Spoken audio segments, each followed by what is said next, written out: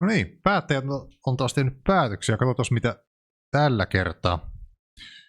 Puolustusvoimat sallii pitkät hiukset miehilläkin, koska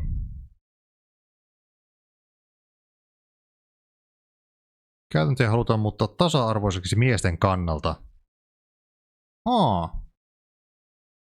Jos armeijasta halutaan tasa-arvoisempaa, niin hiustyylikö se on se isoin.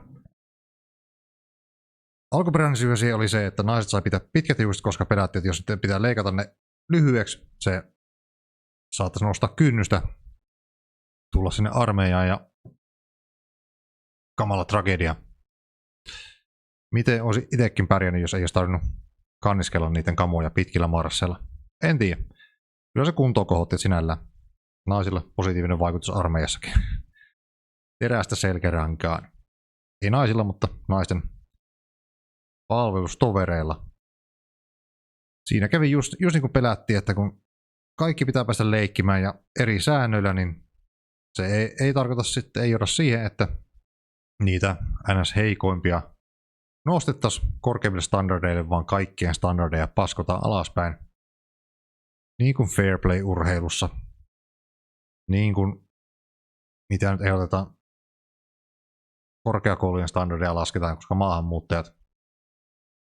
tietyt maahanmuuttajat ei pärjää siellä, niin niinpä kaikki on mentävä hitaammin, että kaikki pysyy mukana, kukaan ei tipahda sieltä kelkasta. Mutta Amerikassa on edelleen sama juustyyli, dress code. Miksi? Koska siellä nimenomaan yritetään riisua sitä yksilöä minä keskeistä ajattelua, vaan ollaan kaikki samaa massaa. Ei mitään individualismia, vaan osa yksikköä, toimitaan yksikkönä, taistellaan yksikkönä, otetaan riskejä yksikkönä ja kuollaan yksikkönä, jos tarve vaatii.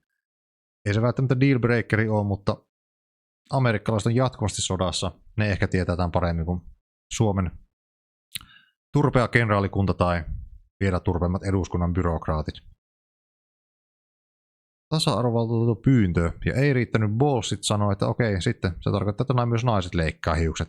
Niin kuin sen pitäisi olla. Niin kuin se on aina ollut. Ja samasta syystä.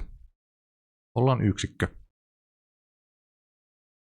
En tiedä, jos ei PV:llä riitä Ballsit uhmata eduskunnan apulaisoikeusasiamiestä ja tasa-arvovaltuutettua, niin no, toivotaan, että ne riittää Ballsit uhmata sitten vihollisia. En tiedä. Katsotaan miten käy. Maailma on parempi paikka ehkä.